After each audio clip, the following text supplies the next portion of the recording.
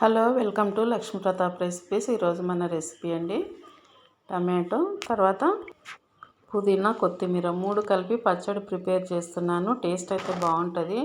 నేను ఇక్కడైతే ఒక పెద్ద కట్ట పుదీనా తీసుకున్నాను. అందులోకి ఒక సగం కట్ట చిన్నది కొత్తిమీర తీసుకున్నాను. కొత్తిమీర వేస్తే కూడా బాగుంటుంది. ఇంకా దీంట్లోకి అయితే ఒక మీడియం సైజు టమాటాలు ఒక 6 తీసుకున్నాను. ఇవి శుభ్రంగా కడిగి పెట్టేసుకోవాలి.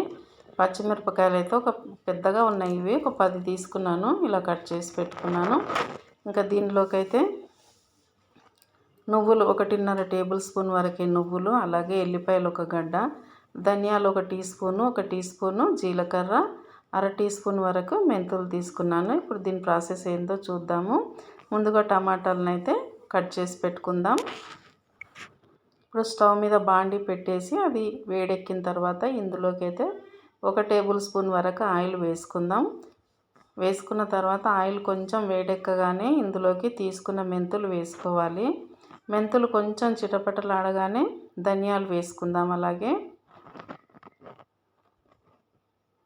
ధనియాలు కూడా కొంచెం నూనెలో ఫ్రై అవ్వాలి. తర్వాత జీలకర్ర తీసుకున్నాం కదా, అది కూడా ఇందులో వేసుకోవాలి. జీలకర్ర వేసుకున్న తర్వాత పచ్చిమిరపకాయలు అయితే కొంచెం ఘాటున్నవి అయితే తక్కువ వేసుకోవాలి. ఇవి అంత ఘాటుగా లేవు కాబట్టి నేను మామూలుగా 10 మిరపకాయలు తీసుకున్నాను. ఇప్పుడు నువ్వులు తర్వాత ఎల్లిపాయలు ఇవి 2 కూడా ఆయిల్లో వేసి ఒక 1/2 నిమిషం పాటు మూత పెట్టేసుకొని తీసేసి మళ్ళీ కట్ చేసి పెట్టుకున్న పచ్చిమిరపకాయలు ఇందులో వేసుకొని ఒక 2 నిమిషాల పాటు ఫ్రై చేసుకోవాలి. చేసుకున్న తర్వాత ఇవి ఫ్రై అయింది అనుకోగానే మనం కడిగి పెట్టుకున్న పుదీనా కొత్తిమీర నీరు లేకుండా తుడిచేసి ఇందులో వేసుకోవాలి. వేసిన తర్వాత దీన్ని మంచిగా ఫ్రై చేసుకోవాలి. పచ్చివాసన లేకుండా ఇలా మొత్తం గలగల అయ్యేటట్టుగా ఫ్రై చేసుకోవాలి పుదీనా, అప్పుడే టేస్ట్ అనేది బాగుంటుంది. ఇప్పుడు తీసి ఒక ప్లేట్లో వేసుకుందాం. మళ్ళీ అదే బాండి పెట్టేసుకొని ఇంకొక టేబుల్ స్పూన్ ఆయిల్ వేసుకుందాం.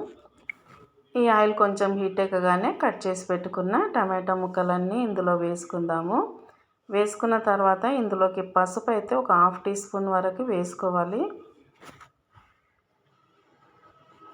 అలాగే ఉప్పు కూడా కొంచెం తగినట్టుగా వేసుకోవాలి. ఉప్పు వేస్తే తొందరగా మగ్గిపోతుంది టమాటో అనేది, కొంచెం నీరు కూడా ఊరుతుంది కదా.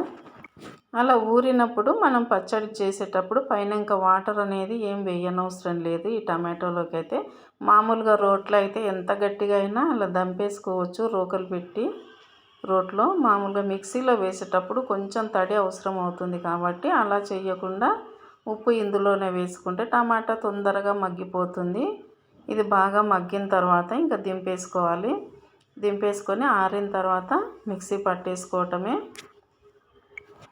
కొంచెం పులుపు తినేవాళ్ళు ఇందులోకి ఒక 4-5 రెబ్బలు చింతపండు కడిగి వేసుకుంటే సరిపోతుంది. నేనైతే వేయలేదు, మాకు చింతపండు పడదని.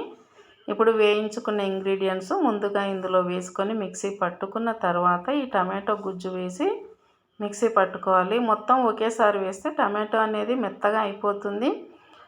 ఇంకా పచ్చిమిరపకాయలు అయితే తోలు ఉంటాయి కాబట్టి అలా కాకుండా ఇలా చేసుకోవాలి. ఇక్కడ పచ్చడి అయితే రెడీ అయిపోయింది. ఇంకో గిన్నెలోకి ట్రాన్స్ఫర్ చేసుకుందాం. దీనిలోకి అయితే కొంచెం తాలింపు వేసుకుంటే టేస్ట్ అనేది ఇంకా చాలా బాగుంటుంది.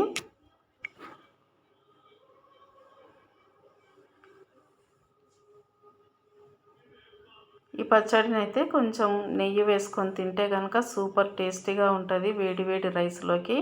ఇంకా వేరే కూర ఏం అవసరం లేదనమాట. మొత్తం ఈ పచ్చడితోనే తినేస్తాం, అంత బాగుంటుంది పచ్చడి అయితే. చూసారు కదా, నచ్చితే ఒక లైక్ ఇవ్వండి, షేర్ చేయండి, కమెంట్ రాయండి. మన ఛానల్ని అయితే సబ్స్క్రైబ్ చేసుకోవటం మాత్రం మర్చిపోకండి. పక్కనే ఉన్న బెల్ ఐకాన్ ప్రెస్ చేయండి. నేను చేసే వీడియోలు మీ మొబైల్కి నోటిఫికేషన్ వస్తాయి. ఓకేనా? థ్యాంక్ యూ అండి.